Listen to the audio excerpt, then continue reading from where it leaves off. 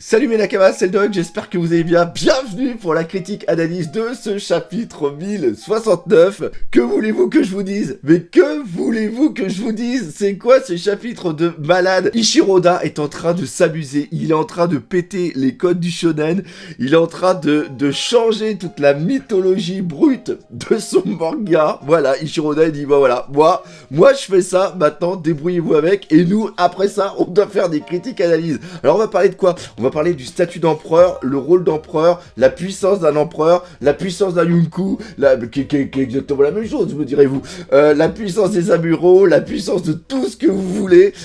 On va parler des fruits des démons, comment ils ont été créés, leur réveil, le rôle du Zoan, quels sont... Est-ce que justement Kaido a éveillé lui son fruit? Enfin, il y a plein de choses à parler. Je ne sais pas s'il va y avoir des théories en live, mais j'ai encore le cerveau qui fume. Mais avant ça, on va parler de quelque chose. Regardez ce que j'ai. Regardez ce que j'ai. Ça. Alors oui, très très bonne question. Mais qu'est-ce que c'est? Déjà la boîte, elle est excellente. C'est un tada. C'est un parfum. Si vous voulez faire un super cadeau de Noël, je les ai utilisés. Franchement, c'est hyper top, ça sent super bon. Le truc qui est vraiment top aussi avec ça, c'est que c'est un parfum made in France. Ils ont la licence, c'est un produit qui est officiel. J'ai même pas dit par qui c'était, c'est par Okai. Et le truc qui est dingue, c'est que, regardez juste là.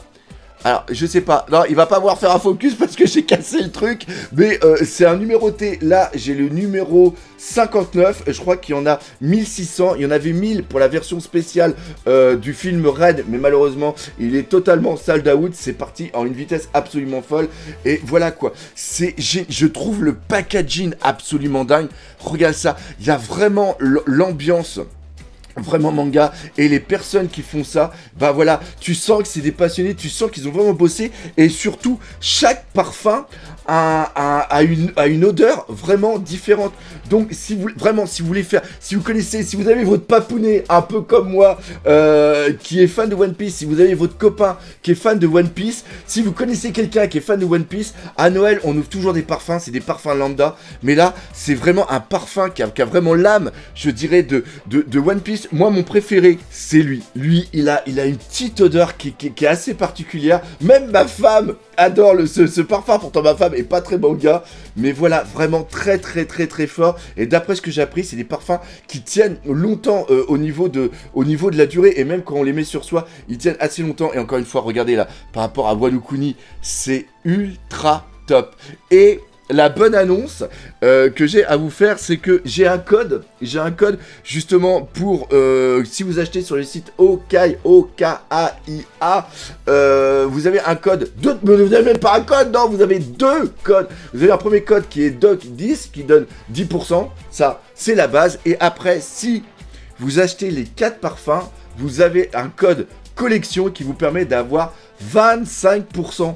Ça veut dire que si vous achetez 4 parfums, vous en avez un dedans qui est gratuit. Parce qu'ils font pas que du One Piece, hein. Ils font du DC, ils ont Game of Thrones, ils ont des trucs sur la NBA, et là il y a un truc Harry Potter que je vais me prendre parce que on est fou de Harry Potter, justement sur les quatre maisons.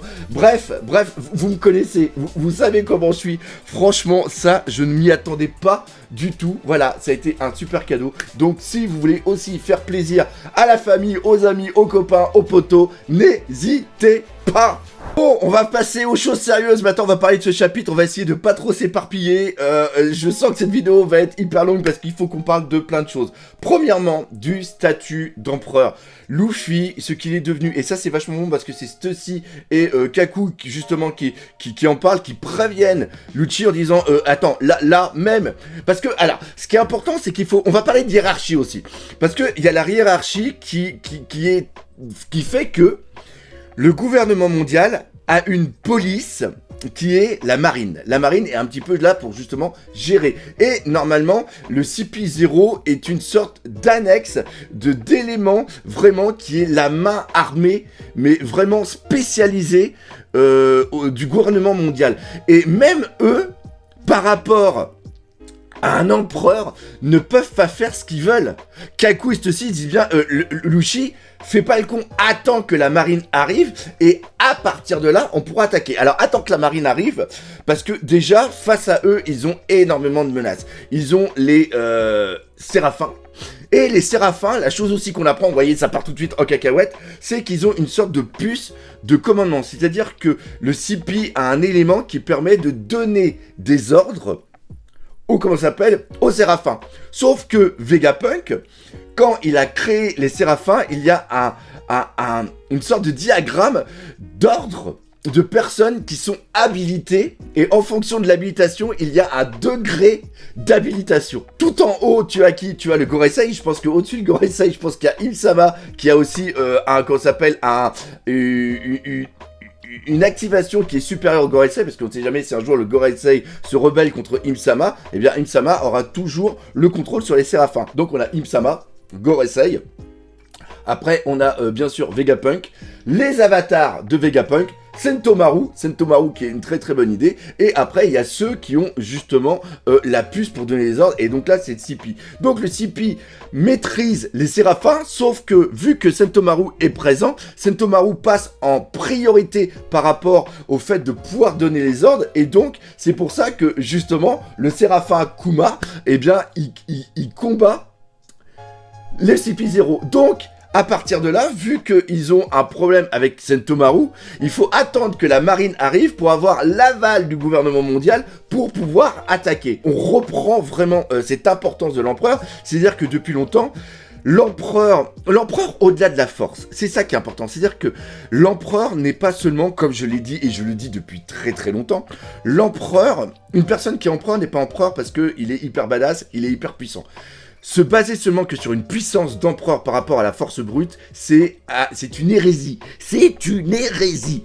L'empereur, il y a tout un truc qui va avec. Et je pense que le gouvernement mondial sont au courant justement que Luffy a une flotte. Il faut savoir aussi qu'il y avait Fujitora qui était présent à Dressrosa quand il y a eu cette flotte justement qui a été faite. Et même s'il n'était pas présent au niveau même quand il y a eu justement cette coupe de saké où ils font allégeance justement à Luffy, hein, on parle justement des membres, des capitaines de sa flotte, il est logique qu'un empereur ait une flotte. Et même Shanks, qu'on pensait qu'il n'avait pas de flotte, eh bien, il a aussi une flotte. Et donc, au-delà d'avoir même une flotte, ils ont aussi des territoires. Il faut savoir aussi que le territoire maintenant de l'île des Hommes-Poissons, qui est très important parce que c'est l'entrée dans le Nouveau Monde, appartient à Luffy. Et on peut aussi dire que Dressrosa appartient aussi à Luffy, malgré le fait que Dressrosa appartienne sur la vingtaine d'îles qui est gérant du gouvernement mondial. Je sais pas si vous suivez un petit peu la logique. Et donc, si la marine attaque, si un membre de la marine et un membre du gouvernement mondial attaque directement un empereur, c'est une guerre mondiale qui peut se déclarer. C'est ça l'importance. Et ils ont eu des bons empereurs avant, et ils savent aussi comment est Barbe Noire aussi. Par exemple, on a Barbe Noire, on avait Kaido, on avait Big Mom, on a Shanks, on avait Barbe Blanche, et ces mecs-là, ils avaient une façon de gérer qui était assez spéciale. C'est-à-dire que les mecs, ils avaient de la puissance, et ils pouvaient aller défier la marine, ils pouvaient défier le gouvernement mondial, et c'est justement ce qui s'est passé au niveau de ce qui s'est passé à Marineford. C'est-à-dire qu'à Marineford, c'est parce qu'ils ont pris une personne qui appartenait à l'équipage d'un empereur que l'empereur déclenche la guerre contre le gouvernement mondial. Et là, avec Luffy, vu la débilité du mec qui, même s'il n'était pas empereur, avait dévié au niveau d'Enies Lobby le gouvernement, là, ils savent que s'ils attaquent Luffy, vu qu'il est empereur, ça peut totalement partir en cacahuète. Et c'est ça, c'est-à-dire que là, on joue au-delà de la force brute, on joue sur le statut de l'empereur. Et c'est un très très bon rappel, je trouve, de la part d'Ishiroda, de rappeler que au-delà que Luffy soit un empereur parce qu'il a battu Kaido, parce qu'il a une certaine puissance, il a aussi un statut qui implique des responsabilités. Et mentalement, Luffy n'est pas fait pour être empereur. Heureusement qu'il va y avoir des personnes comme Robin, Jinbei et Sanji qui vont être là, et même Zoro, qui vont être là un petit peu pour le focaliser. Parce que là, on voit aussi que lui, en tant qu'empereur, normalement, il devrait aussi dire « Ok, faut pas que j'attaque le gouvernement mondial, parce que sinon, ça va être la merde. » Et c'est un petit peu ce que dit aussi Jinbei. Il ne faut pas attaquer. Sauf que Luffy, lui, il est en mode débile. Il voit que, justement, ce qu'on avait dit, c'est que Atlas a été attaqué, et comme Atlas avait donné à manger, on a plusieurs... on n'a pas le droit de toucher au chapeau, on n'a pas le droit de taper un ami de Luffy, et on n'a surtout pas le droit de taper quelqu'un qui peut devenir un ami à travers Vegapunk et qui en plus a donné à manger. Hein, rappelez-vous, c'est ce qui s'est passé au niveau aussi de Dressrosa. Et donc là, Luffy lance l'attaque. Et là, tu passes déjà dans une chose, c'est le pétage du code du shonen. Quel est ce code? Ce code du shonen, et le code qui est utilisé un petit peu partout, c'est une hiérarchie au niveau de la mise en place de la puissance. C'est-à-dire que vous reprenez, on va reprendre la base. On va reprendre la base. C'est-à-dire que on a Dragon Ball, quand Goku attaque, il attaque pas tout de suite full puissance. Et c'est d'ailleurs l'un des défauts de tous les shonen, où on se dit, mais pourquoi, dès le départ, il n'attaque pas avec la puissance max parce que on avait Goku qui était toujours dans le mode un petit peu je joue, je m'amuse et après ça devient sérieux. C'est toujours ça un petit peu le code du shonen. Et là, ce qui se passe, c'est que normalement, tel que moi j'avais envisagé la chose, c'est-à-dire qu'on sait que Rob Lucci est en face, et je pensais qu'il allait avoir une hiérarchie au niveau de la puissance, c'est-à-dire que niveau d'attaque à peu près niveau 1, c'est-à-dire que là on passe plus sur le Gear Segundo et le Gear First. C'est ce qu'il y avait justement avant. Il attaquait beaucoup avec le Gear Segundo, et après il attaquait avec le Gear Third, plutôt, excusez-moi. Et donc là je me disais, ok, maintenant il y a une hiérarchie au niveau de la puissance, aussi au niveau du Gear Force, du Gear 4. C'est-à-dire qu'il y a le Bondman, et après quand tu lui fais un petit peu chier, il va se transformer en Snakeman. Et là, ce qui se passe, c'est que je pensais qu'il allait peut-être se mettre en Snakeman. Et c'est un petit peu ce que j'ai cru. Sauf que non, il passe directement en mode 5.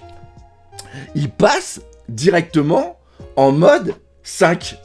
Il pète un code. Normalement, c'est pas comme ça que t'écris tout shonen. Normalement, c'est pas comme ça. Normalement, il y a une... Et là, il est full direct. Et là, Ishiroda, il dit non, j'ai plus le temps d'écrire les petites cases, de m'amuser un petit peu. On envoie directement. Et en face de ça, on a quoi? On a Lucci qui lui passe directement en mode éveil. C'est-à-dire qu'il y a même pas, il y a même pas le truc, je m'amuse, je teste, c'est bam, j'y vais à fond. Et normalement, c'est pas ça. Normalement, t'entretiens une hype. Normalement, tu allonges un petit peu. Et en un sens, ça, c'est fait pourquoi? C'est parce que Ishiroda, on le sent qu'il a plus trop le temps et qu'il s'en bat aussi un petit peu les... il s'en bat de quelque chose au niveau des combats. Et là, il dit non, on va y aller directement en full directos. Et là, on arrive sur quoi? Sur l'éveil des fruits Zoan. Les fruits Zoan, on en avait déjà parlé. On apprend leur éveil à travers Crocodile. Crocodile qui est un petit peu justement, non pas le maître, mais la personne qui est là pour donner un savoir. Et là, ce qui se passe, c'est qu'il explique que justement les monstres gardiens qui sont au niveau de Impel Down, non pas Inesobi mais bien Impel Down, eh bien ce sont des mecs qui ont éveillé leur Zoan, mais comme ils n'avaient pas une mentalité assez forte, le fruit qui était à l'intérieur d'eux a pris le contrôle de la personne et donc ils ne pourront plus devenir humains. Parce que c'est-à-dire que quand la créature devient chaos, normalement le fruit doit disparaître, il doit revenir en état normal. Là, c'est le démon, entre guillemets, qui est à l'intérieur, qui prend le pas, le contrôle de l'humain qu'avait le fruit. Et quand ils sont éveillés, ils ont une puissance absolument de dingue et ils ont aussi une façon d'encaisser et une régénération d'énergie qui est absolument dingue, parce que quand Luffy leur lave vraiment bien la bouche, ils reviennent quelques temps après, et ça vraiment ça les étonne. Et Crocodile est là pour dire, le Zoan quand il est éveillé, faut pas, vraiment pas, le prendre à la légère. Et d'ailleurs aussi, quand on a la présentation du Zoan de Lucci au niveau de Water 7, il explique bien que étant un Zoan, les Zoan c'est les bestes au niveau du combat au corps à corps. Et donc là, on voit le Lucci qui s'est éveillé, et il s'est éveillé, et je crois que l'une des caractéristiques de l'éveil d'un Zoan, c'est qu'il a une collerette justement autour de lui. Et donc la collerette qu'on a au niveau du Gear 4 est déjà une prémisse de l'éveil, qu'on peut appeler une sorte de semi-éveil du fruit inconscient. Si vous suivez un petit peu la logique. Et donc, là, on passe dans le fruit Zoan, mais on va dire dans la version, entre guillemets, divine du fruit du démon. C'est-à-dire que quand le fruit du démon s'éveille, il prend une sorte de forme de divinité qui lui donne une puissance phénoménale, une puissance de dingue. La chose qui est très importante à comprendre, c'est que Kaido, parce qu'il y en a certains qui me l'ont justement dit dans les commentaires, c'est que Kaido, ils disent c'est pas logique, Kaido lui ne s'est pas éveillé. Oui, Kaido n'est pas éveillé, parce que les nuages qu'on voit, tout ce qui est un petit peu comme une sorte de collerette. Et on voit d'ailleurs quand il est dans son mode hybride, il n'a pas de, comment ça s'appelle, il n'a pas de collerette qui est justement ce symbole physique qui permet de comprendre que le fruit est en mode éveillé, même s'il a des canines, même si ça c'est la forme bestiale, on va dire, du Zoan, mais pas sa forme éveillée. Et donc il a pas sa collerette, c'est-à-dire que Kaido n'a pas éveillé son fruit. Et là on va me dire mais c'est complètement débile. Comment Luffy lui peut éveiller son fruit? Comment un mec qui est moins puissant que Kaido a pu éveiller son fruit alors que Kaido ne l'a pas éveillé? Eh bien c'est tout simple, c'est parce qu'il y a un système qui est mis aussi au niveau du shonen, ça s'appelle le stress du combat, la défaite du combat et la mentalité de la personne. C'est-à-dire que Kaido, avec sa forme normale de Zoan et sa forme hybride de Zoan, n'a jamais été battu.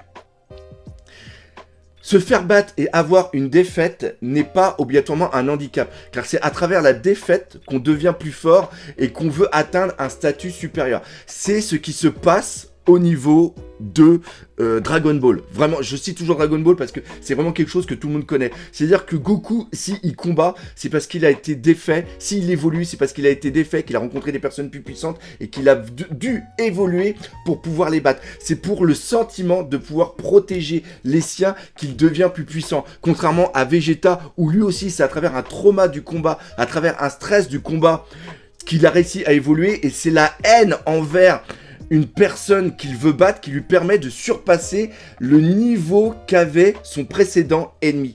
La rivalité qu'il y a justement entre Goku et Vegeta permet à Vegeta d'évoluer. La haine qu'il a quand il veut justement combattre, surpasser, c'est ce qui lui permet, quand il a sa première transformation en Super Saiyan, justement, c'est cette haine, cette détestation de lui-même et la détestation des autres, parce que lui il était censé le prince, il était censé être le plus fort, et c'est cette haine pure qui lui permet d'avoir ce nouveau stade. Et c'est la chose qui passe après. Après, justement, quand il se fait péter par C18, c'est vraiment cette chose-là qui permet aussi d'atteindre un nouveau stade. C'est cette arrogance qu'il fait. C'est exactement la même chose au niveau de Cell. Cell devient plus puissant aussi grâce à ça. Autant Goku, lui, il devient plus puissant parce que c'est sa volonté de toujours chercher du challenge et de toujours vouloir protéger les siens. On revient sur One Piece.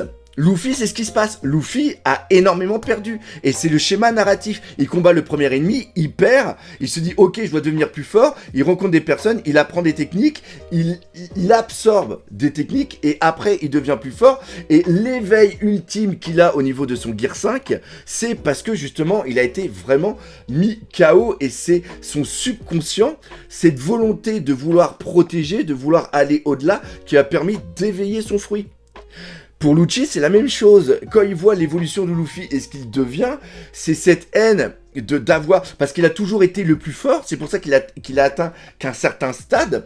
Et là, le fait d'avoir été battu le fait un petit peu remettre en question son statut et qui il est réellement et à quoi il sert pour pouvoir évoluer et éveiller son fruit du démon. Chose que Kaido, par exemple, n'a pas besoin parce qu'il n'a jamais été battu. De ce fait, il n'a jamais eu le trauma. Il n'a jamais eu de recherche de puissance plus haute parce qu'il n'a jamais eu besoin de l'utiliser. Par sa forme hybride mode bestial, il a toujours neutralisé toutes les menaces qui ont pu, et je pense même que c'était un jeu, jamais il a réussi, et c'était justement chercher ce Joy Boy qui va permettre justement à Kaido de pouvoir obtenir une évolution, un éveil. Si Kaido revient, Kaido aura peut-être un éveil, et ça c'est très très très important. Par contre, Yamato, elle, on peut voir qu'elle a eu un éveil quand elle s'est transformée. Pourquoi? Parce que déjà, c'est la forme divine de son fruit, et surtout, elle a le trauma de son père, et cette haine envers son père qu'elle a toujours voulu dépasser, et elle a éveillé involontairement la forme de son fruit. C'est ça qui est vraiment génial. Faut prendre en compte le fait qu'il y ait un éveil, qu'il y ait quelque chose. Maintenant, on va parler de la chose que j'ai eu énormément dans mes commentaires. Il y a aussi une parenthèse que je vais faire, très important. Nous sommes des youtubeurs, quelles que soient les personnes que vous écoutez. Il faut bien comprendre que nous, ce que l'on dit, c'est des supputations, c'est une manière que l'on a d'analyser l'œuvre que l'on regarde et qu'on apprécie. Ce n'est ce n'est pas une vérité vraie. La seule personne qui a la vérité sur son manga, c'est Eiichiro Oda. Et quand je dis que Eiichiro Oda se fout, à la fin de la réaction live, je dis que Eiichiro Oda se fout du rapport de puissance, c'est pas dans le fait où il fait n'importe quoi et on doit dire amen.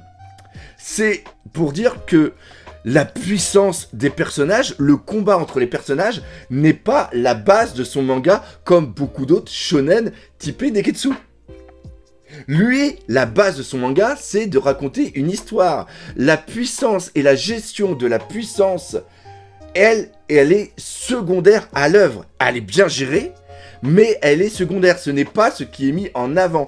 Quand tu parles de l'œuvre de One Piece, tu ne dois pas te focaliser que sur la puissance. Si tu ne te focalises que sur la puissance, tu n'as rien compris à l'œuvre de One Piece et tu pars et tu vas regarder autre chose.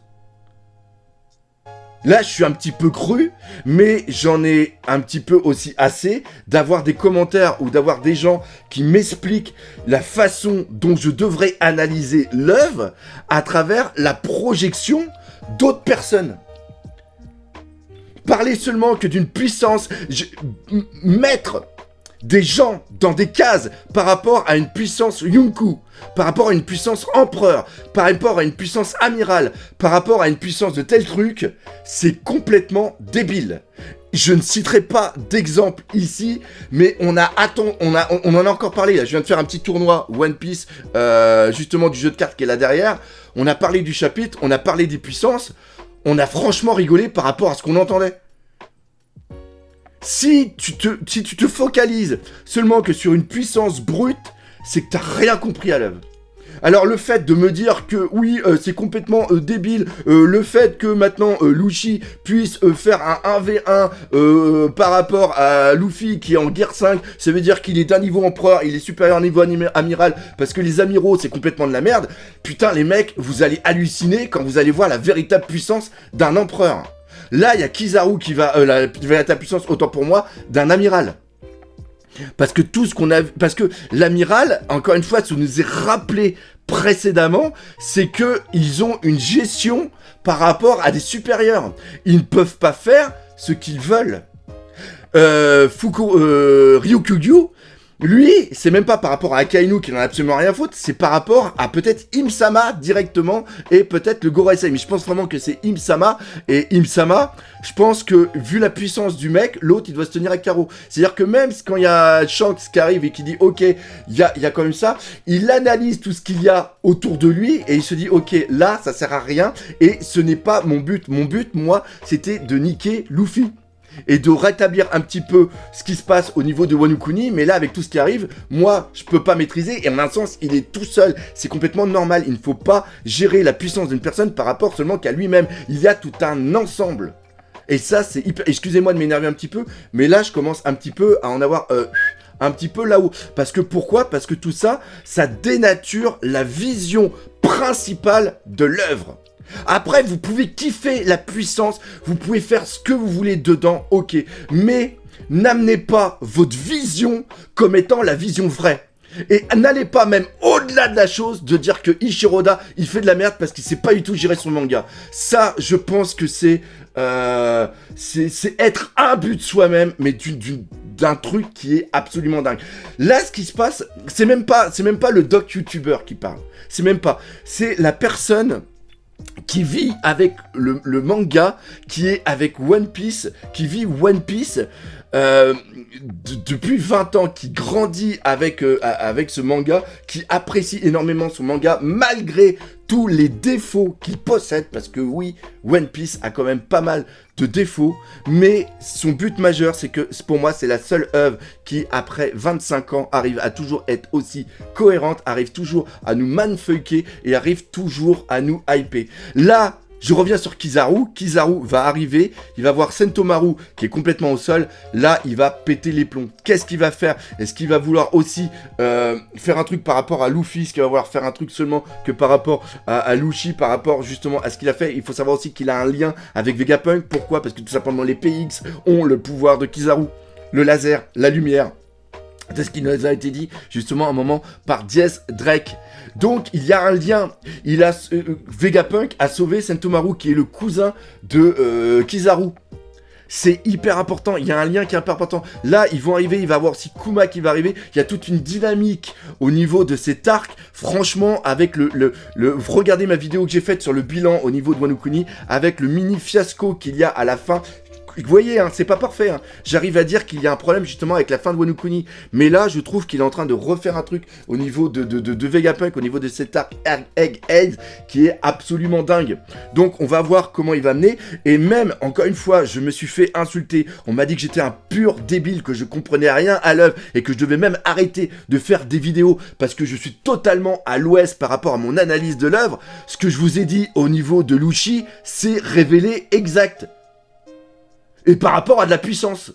C'est d'une logique sans nom. C'est d'une logique sans nom. Quand tu arrives à prendre du recul et à remettre en question ta façon d'analyser, tu peux comprendre quelque chose. C'était logique que Lucci allait arriver, qu'il allait se passer quelque chose, qu'il allait pas se faire one shot. Même si à la rigueur, je l'avoue, quand il combat, on voit Luffy qui est en mode total détente, alors que Lucci en face est en mode un petit peu vénère. Cependant, quand tu as la reprise de la case à l'identique de ce qui s'est passé au niveau d'Enyesobi, quand tu as la confrontation des deux acquis, de la puissance, c'est absolument dingue. Et après, Lucci revient, et aussi, il faut savoir que Sentomaru, il est désigné comme l'une des personnes ayant la meilleure défense au niveau de One Piece.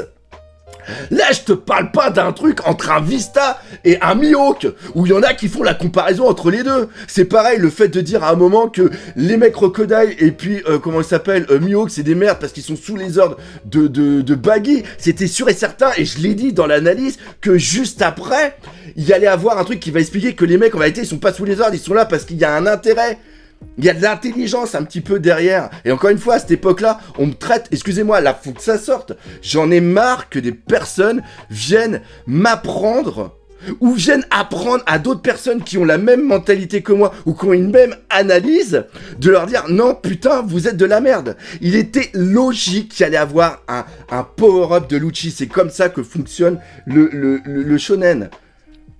Il va y avoir des trucs, c'est un antagoniste qui est là et qui a une importance. Et c'est pareil, la logique qu'il a de détruire Sentomaru, c'est-à-dire qu'il est au niveau d'un éveil. Normalement, l'éveil du fruit fait que la personne, normalement, perd sa concentration et devient vraiment dans un mode bestial, et c'est juste la puissance qui prévalue. Sauf que là, non, Lucci, il a encore une ultime logique. Quand il voit que Sentomaru, il donne les ordres, justement, du PX, et bien, qu'est-ce qu'on va faire? On va niquer Sentomaru. Comme ça, maintenant, c'est eux qui ont maintenant la priorité. Alors certes, oui, il y a d'autres PX, il y a les avatars, justement, de Vegapunk qui sont présents pour... après reprendre le contrôle. Ça, Lucci, je pense qu'il l'a utilisé. Mais là, Lucci, il est en mode, ok, on a une menace, on neutralise la menace. Quelle est la manière de neutraliser la menace? Soit détruire directement le Séraphin. On va pas détruire le Séraphin, il est important pour le gouvernement mondial. Ils ont été créés justement pour remplacer Shishibutai. Donc, on va neutraliser la personne qui contrôle. Voilà, on le met KO, maintenant les PX, on leur donne les ordres, et maintenant vous allez neutraliser Vegapunk. Alors neutraliser Vegapunk, ça va être un petit peu dur, parce que dès qu'ils vont arriver face à Vegapunk, ils vont dire « Haha, c'est toi que je vais neutraliser ». Mais là, au moins, la menace, elle est réglée. Et c'est ça qui est important. Il y a une logique, il y a tout un processus qui est en train de se faire, et qui est vraiment excellent. Pareil, maintenant on va parler de là aussi la petite chose, c'est-à-dire que là on est un petit peu dans un mode Star Wars entre guillemets bis, justement avec tous les clones qu'on a pu voir, les recherches qu'il y a sur l'ADN, etc. Ça reprend vraiment les clones, et justement il y a d'autres aussi qui avaient eu cette idée, mais je trouve que c'est vraiment génial ce fait que, je l'ai dit depuis très très longtemps, c'est-à-dire que Vegapunk est en vérité une sorte de taupe qui est pour les révolutionnaires, et donc à partir de là, moi quand les Séraphins n'existaient pas encore, je pensais justement qu'il avait un contrôle sur les PX, et que les PX à un moment se retourneront contre le gouvernement mondial. Et bien là, on peut mettre exactement la même chose, c'est-à-dire que je vous ai dit tout à l'heure, dans les ordres de priorité, il y a Im-sama qui est tout en haut. Et bien, je pense que Vegapunk, en tant que tel, lui, ne pourra pas avoir d'effet pour maîtriser les Séraphins, parce que sinon Im-sama l'aurait vu. Par contre, caché dedans, c'est sûr et certain que Dragon va avoir un process de commandement qui va être supérieur à celui de Im-sama. Ça, c'est sûr et certain. Ça, c'est sûr. On le met ici, on verra ça plus tard. Maintenant, on va finir par quoi? Parce que là, on a quand même beaucoup parlé. On va parler des fruits du démon. Fruits du démon, alors par contre, c'est à prendre avec des pincettes. Parce que Ichiro Oda, à travers la bouche de Vegapunk Vegapunk explique une manière dont ont été créés, dont ont été utilisés, mis en place les fruits du démon, mais ce n'est pas... Vegapunk, il dit pas, à travers mes recherches, j'ai vu que, ou j'ai eu l'information dans les livres que les fruits du démon sont apparus comme ça. C'est une théorie que lui, il émet. De ce fait, ce que Eiichiro Oda nous dit ici est peut-être une fausse piste pour plus tard dire que les fruits du démon, c'est autre chose.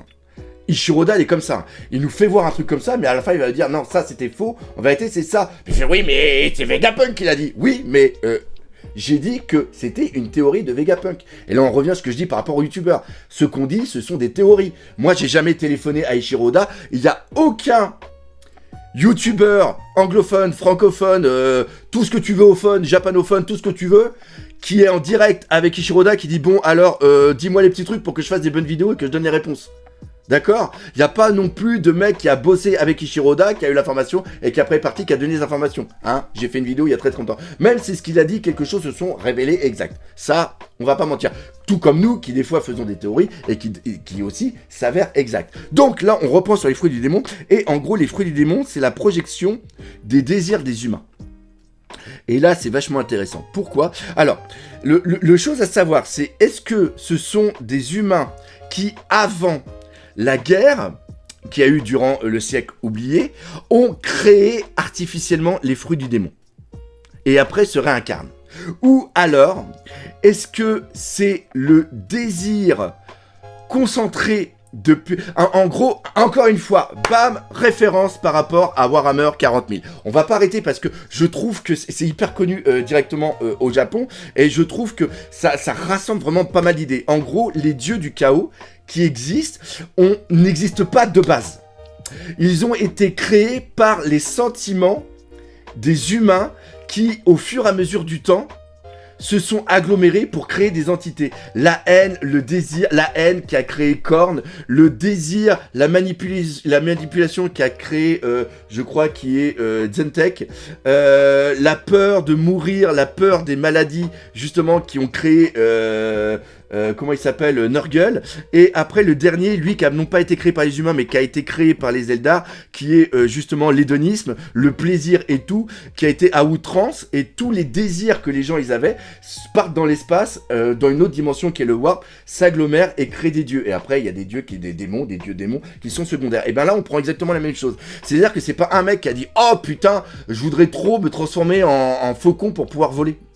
Et c'est pas lui qui a créé le fruit du démon. En gros, c'est le désir sur peut-être des milliers d'années, parce qu'il faut savoir que le monde de One Piece a existé avant le siècle oublié. Avant le siècle oublié, il y a eu quand même l'année 0, qui s'est passée il y a 1200 ans, qui est pour moi l'arrivée peut-être de Joy Boy sur Terre. On en parlera justement plus tard. Et il faut savoir par exemple que Alabasta a été créé, le temple d'Alabasta, je crois qu'il a été créé il y a plus de 3000 ans.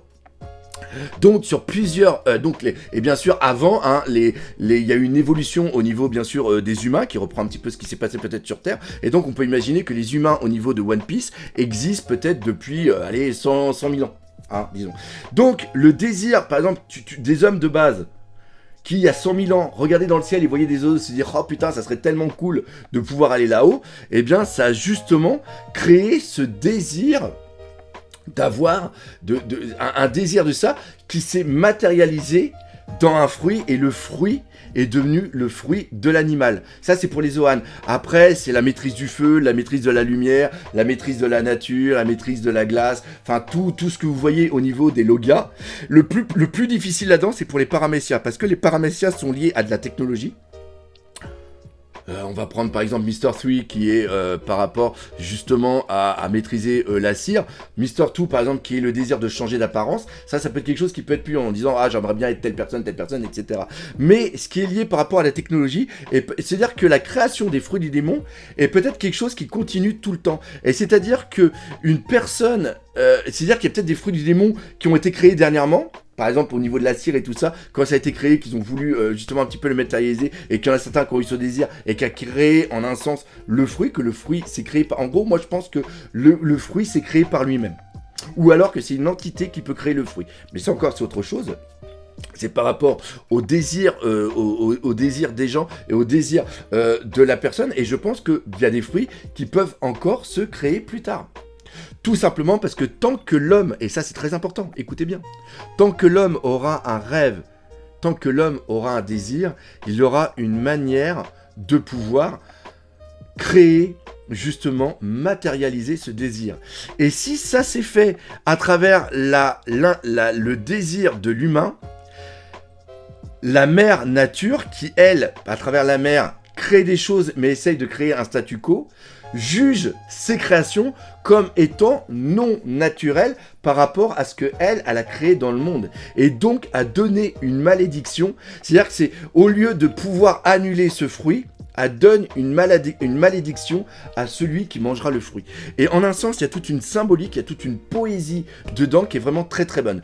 Il y a aussi quelque chose qui est très important, c'est-à-dire qu'il y a des encyclopédies du fruit. Et là, Vegapunk nous dit encore une information encore plus dingue, c'est qu'il y a plusieurs éditions, entre guillemets, de cette encyclopédie de fruits. Et donc, il y en a une qui a été faite après la guerre, où à l'intérieur, le Itonomi version Nika a été enlevé et effacé et remplacé par le Gomu Gomu no Mi. Parce qu'il dit bien que dans les anciens livres, le Gomu Gomu no Mi n'existe pas. Et maintenant, le tout est de savoir si Roger avait aussi eu accès à cette information et en un sens a demandé à Luffy de pouvoir... a demandé à Shanks justement de trouver ce fruit et après de trouver quelqu'un digne de l'avoir. Pourquoi? Parce que vu que Nika a été effacé de l'histoire, n'existe plus en tant que, entre guillemets, Dieu, donc les gens n'ont plus le désir de devenir celui-ci. C'est là où ça devient important.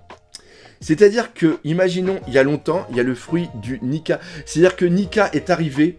il y a hyper longtemps, il a fait des choses et des gens ont projeté l'envie de devenir ce dieu et donc ce fruit a été créé. Sauf que ce fruit était trop dangereux et a failli faire basculer la guerre qu'il y a eu il y a 900 ans et ils ont réussi à le neutraliser peut-être d'une façon fourbe et donc ce qui s'est passé c'est qu'à partir de là ils ont dit ok, il ne faut plus qu'une personne ayant ce fruit ait l'envie de devenir telle personne et ainsi éveiller son fruit.